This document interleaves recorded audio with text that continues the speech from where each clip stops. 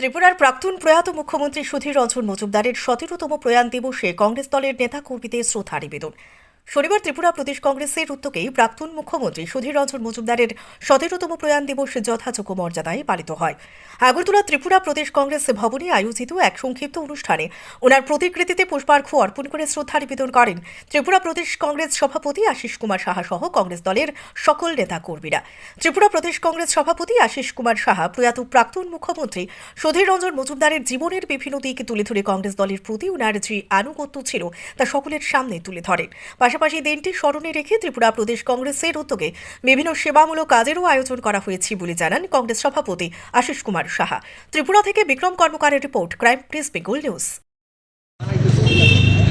রাজ্যের প্রয়াত প্রাক্তন মুখ্যমন্ত্রী সুধীর রঞ্জন মজুমদারের 17তম মৃত্যু দিবস আজকে প্রদেশ কংগ্রেসের উদ্যোগে আমরা প্রধান কার্যালয়ের সামনে পালন করছি।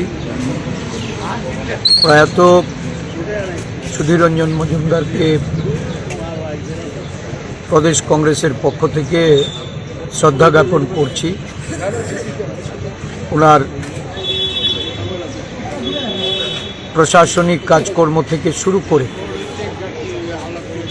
এই রাজ্যের মানুষের প্রতি উনি যে দায়িত্ব কর্তব্য পালন করেছেন, ওনার জনদরদী নেতা হিসাবে ডাউন টু দ্য আর্থ আমাদের জাতীয় কংগ্রেসের এই জননেতা রাজ্যের উন্নতি প্রগতি এবং শান্তি সম্প্রীতির জন্য আজীবন উনি আমাদেরকে অনুপ্রেরণা জুগিয়েছেন।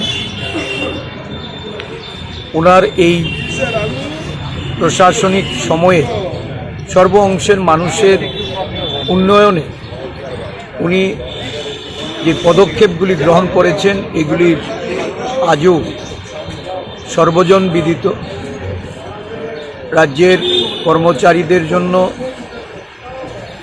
এবং একটা বড় অংশের বেকারদের যারা বয়স উত্তীর্ণ তাদের কথা মাথায় রেখে উনি কর্মসংস্থানের বা সরকারি চাকরিতে নিয়োগে যে ভূমিকা পালন করেছেন, এই রাজ্যের প্রতিটা গরিব অংশের মানুষের কাছে উনি ছিলেন সুধীরদা হিসাবে খ্যাত।